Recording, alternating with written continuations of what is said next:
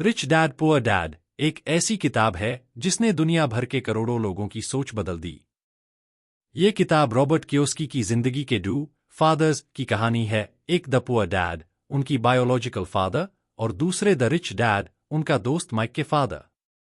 Poor dad highly educated the, एक government job में, उनकी सोच टिपिकल मिडिल क्लास जैसे थी, पढ़ाई करो, अच्छी नौकरी पाओ, पैसा सेव करो और सेफ रहो। दूसरी तरफ रिच डैड एक बिजनेसमैन द, जिन्होंने रॉबर्ट को सिखाया, अगर तुम्हें फाइनेंशियल फ्रीडम चाहिए तो पैसा तुम्हारे लिए काम करना चाहिए, तुम्हें पैसा के लिए नहीं।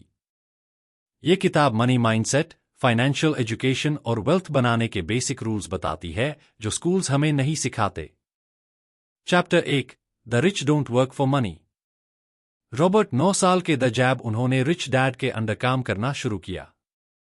इनिशियली उनको 10 सेंट्स पर आ मिलता था और उन्हें लगा कि ये अनफेयर है।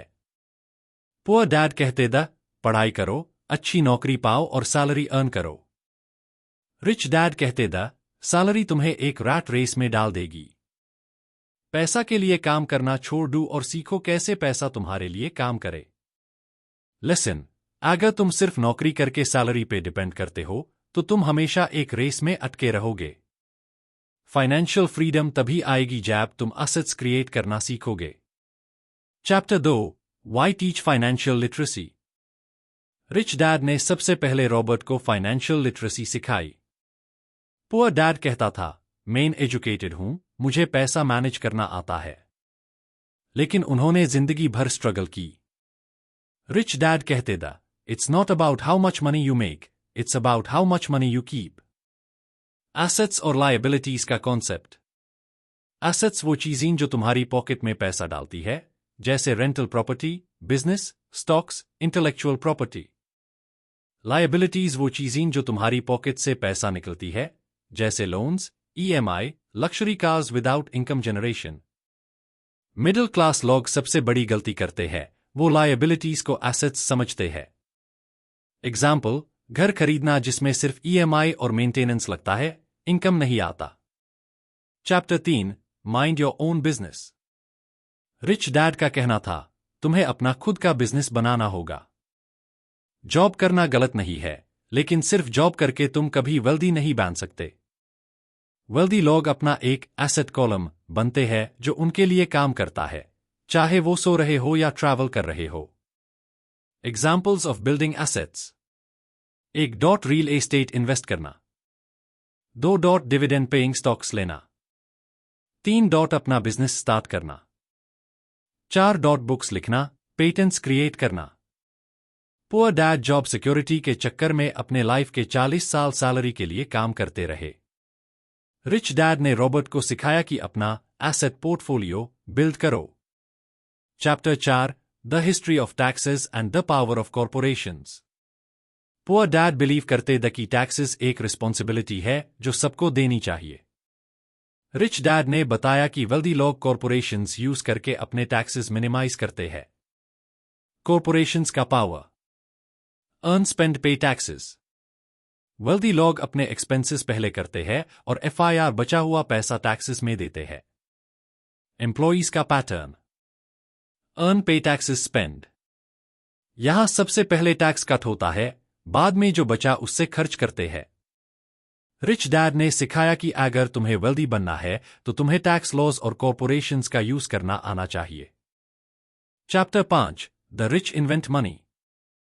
पुअर डैड के लिए पैसा बनाना सैलरी। रिच डैड कहते द कि पैसा तुम्हारे माइंड का प्रोडक्ट है।